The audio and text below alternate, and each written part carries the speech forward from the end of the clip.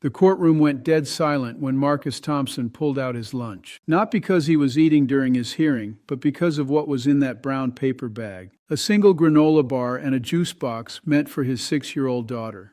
I have been on this bench for 37 years, and I thought I had seen everything. But what this single father was about to reveal made me question whether justice and the law are always the same thing. Marcus stood before me that Tuesday morning in April, citation in hand for $5,000. $5,000 for what the city called repeated violations of street vendor regulations. He was 32 years old, wearing a shirt with a small tear near the collar that had been carefully stitched back together. His shoes were worn but polished. Everything about him screamed exhaustion and dignity, fighting for the same space. The prosecutor laid out the case. Marcus had been cited 17 times over 6 months for operating a hot dog cart without proper permits in various locations around the city. Each violation carried a $300 fine. He had paid none of them. Now they had compounded into this $5,000 judgment, and the city wanted its money. I looked at Marcus. "Mr. Thompson, you understand these charges?" "Yes, Your Honor." "And you have been operating without the proper permits?" "Yes, Your Honor." No excuses, no deflection, just simple acknowledgement that caught my attention immediately, because people do not usually walk into my courtroom and admit guilt that quickly. They fight, they explain, they justify, but Marcus just stood there accepting responsibility for something I did not fully understand yet. "Mr. Thompson, these permits are not expensive. A street vendor license in this city costs $250 annually. Why not just get the permit?" He shifted his weight. "I tried, Your Honor, 3 times. The prosecutor jumped in. "Your Honor, the defendant's applications were denied due to zoning restrictions. He kept applying for locations that are not zoned for street vendors." I held up my hand. Something was not adding up. "Mr. Thompson, if you knew the locations were not approved, why did you keep setting up there?" "Because those are the only places I can be during those hours, Your Honor." Now we were getting somewhere. "Explain that to me." Marcus took a breath. "Your Honor, I work 3 jobs. I am a night security guard at Memorial Hospital from 11 p.m. to 7 a.m. Then I drive for a rideshare company from 7:30 to 2 in the afternoon. The hot dog cart, that is from 2:30 to 6 p.m. And those locations the city says I cannot use. They are the only spots between my second job and where I need to pick up my kids from school at 6:15. 3 jobs. The words hung in the air like an accusation against all of us sitting comfortably in that courtroom. "You have children?" 3, Your Honor. "Maya's 8, Jacob is 6, and Daniel just turned 4. "And their mother?" Marcus's jaw tightened almost imperceptibly. "She passed away 2 years ago. Cancer." The courtroom had that particular kind of silence that happens when everyone suddenly feels smaller than they did a moment before. I have learned to recognize it. It is the sound of assumptions crumbling. I looked at the citation again. 17 violations over 6 months. I did the math quickly. That is roughly 1 violation every 10 days. "Mr. Thompson, if you are getting cited this frequently, why not just stop? Why keep putting yourself in this position?" "Because I need that third income, Your Honor. Without it, I cannot make rent." The prosecutor cleared his throat. "Your Honor, while we sympathize with the defendant's situation, the law is clear. These regulations exist for public safety and fair commerce. We cannot make exceptions based on personal circumstances or everyone would claim hardship." He was not wrong legally. That is what made this so difficult. But I did not get to this bench by only caring about what is legal. I got here by caring about what is right. And sometimes those two things stand on opposite sides of the courtroom staring at each other. "Mr. Thompson, walk me through your day. Start from when you wake up." He looked confused. "Your Honor, humor me. What time do you wake up?" "I get about 3 hours of sleep after my security shift ends. So I wake up around 10 a.m., and then I get the kids ready for school. Maya's old enough to help with the younger ones, but I still need to make breakfast, pack lunches, make sure homework is done. I drop them at school by 11:45, then start my rideshare shift." "When do you eat lunch, Mr. Thompson?" The question seemed to surprise him. It surprised the prosecutor, too. But I had a reason for asking. I always have a reason. "I do not usually, Your Honor.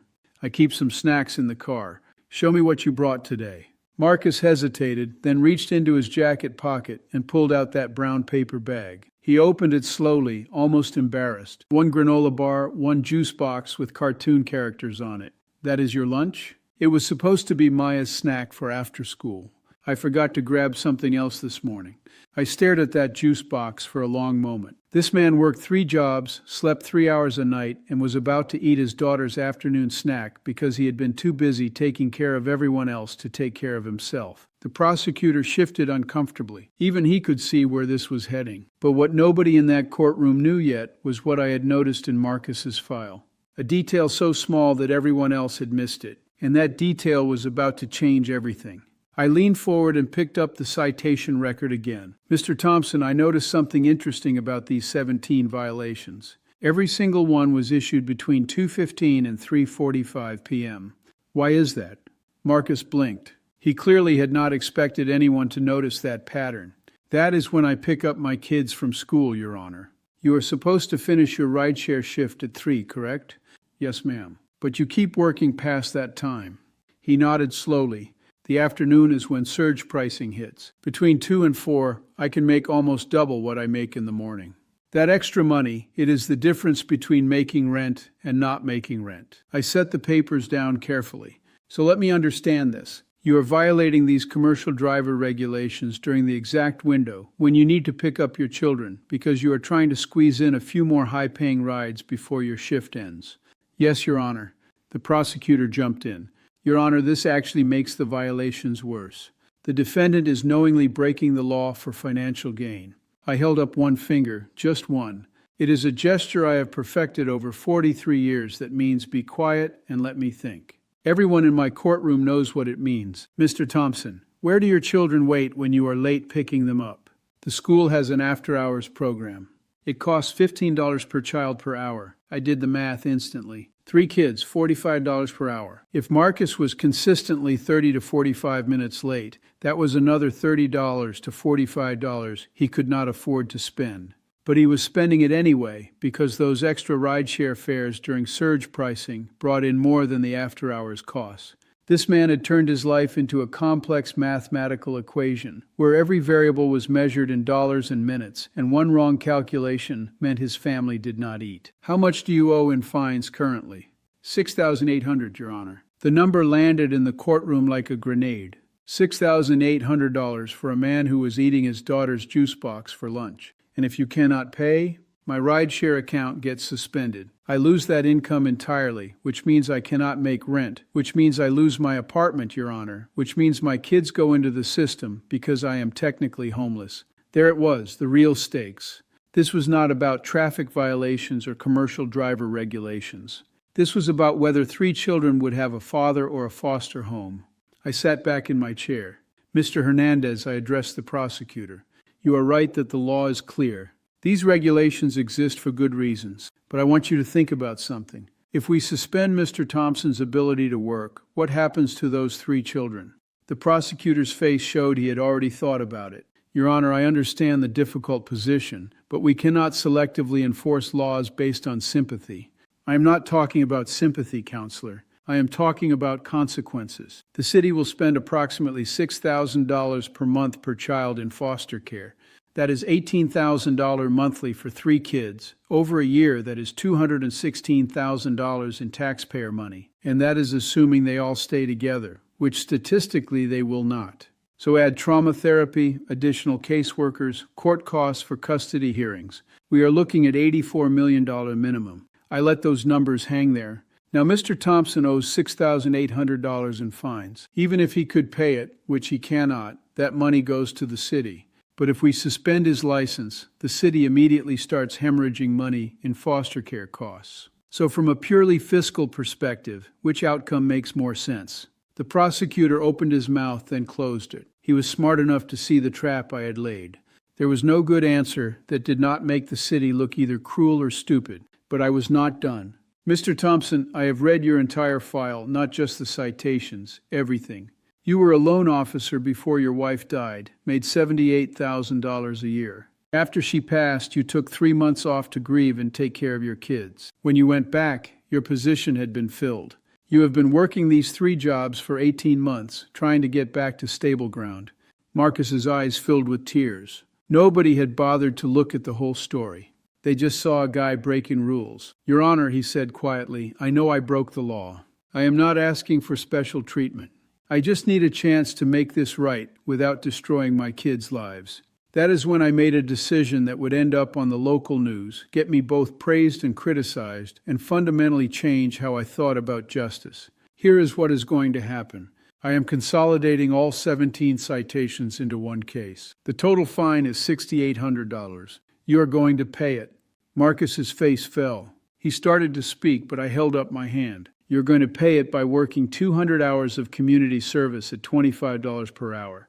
That is $5,000. The remaining $2,800 will be paid in monthly installments of $50 for 3 years. No interest.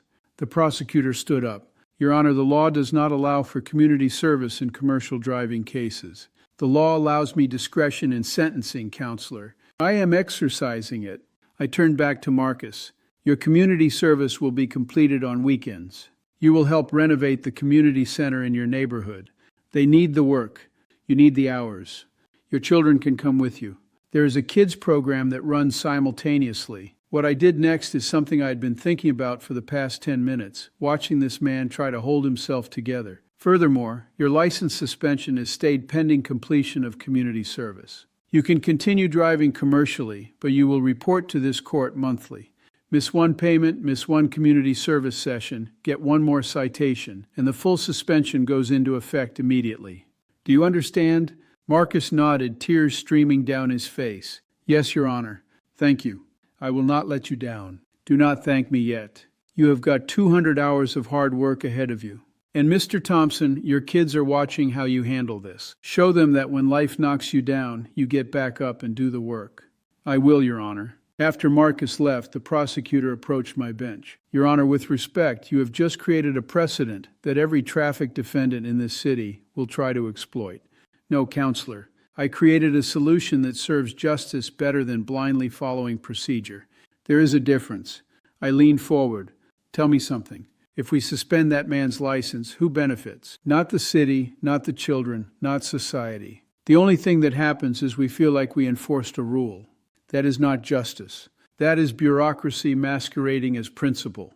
The prosecutor was not happy, but he left without further argument. What he did not know was that I had already made 3 calls during the lunch recess. The first was to the director of the community center. I had allocated funds from the courthouse discretionary budget to provide lunch for Marcus and his kids every Saturday they came to work. The second call was to a colleague who ran a job placement program. Marcus's loan officer experience was valuable, and I knew 2 banks looking for qualified candidates. The third call was to my own insurance agent. I wanted to understand the exact implications of Marcus's situation, and what I learned made me even more certain I had made the right choice. 3 weeks later, something unexpected happened. I was reviewing cases when my clerk handed me a letter. The return address was Marcus Thompson's. Inside was a handwritten note on notebook paper. Your Honor, I wanted you to know that I got a job interview at First National Bank. They are looking for a loan officer. The interview is next Tuesday. My kids helped me pick out a tie from the thrift store. Whatever happens, I wanted to thank you for giving me a chance to stay in their lives while I fix my mistakes. We completed our first weekend of community service. The center director said Emma asked if she could help paint the children's room.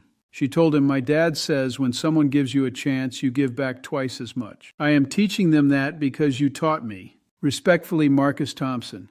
I read that letter 3 times. Then I put it in my desk drawer, where I keep the reminders of why this job matters. Marcus got the job at First National Bank. He started at $52,000 a year, which was not what he made before, but it was enough. He consolidated down to 1 job, began sleeping more than 4 hours a night. His kids stopped showing up to school exhausted. But here is what made the story remarkable. 6 months after his sentencing, Marcus came back to my courtroom. Not because he was in trouble, but because he had completed all 200 hours of community service early, and he wanted to start making his monthly payments ahead of schedule. Mr. Thompson, I said, surprised to see him.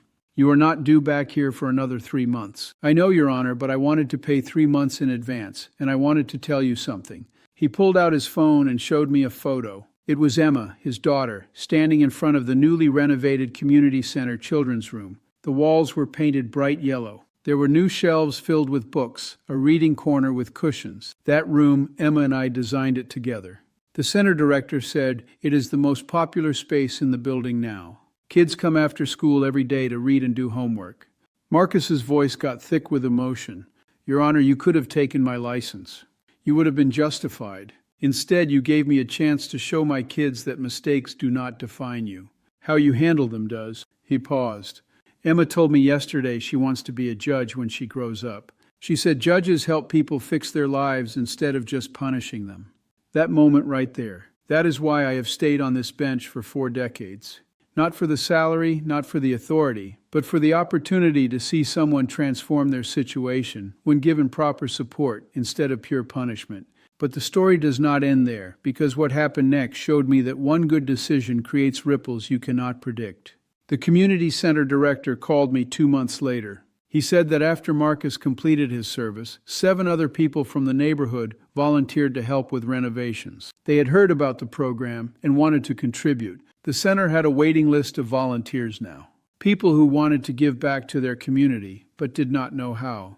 The director asked if I could create a formal program where people with traffic violations could choose community service. He had projects lined up for the next year. I called a meeting with the city prosecutor, the public defender's office, and community leaders. We designed what became the Restorative Justice Traffic Program. Defendants with clean records who face license suspension due to unpaid fines could apply for community service options.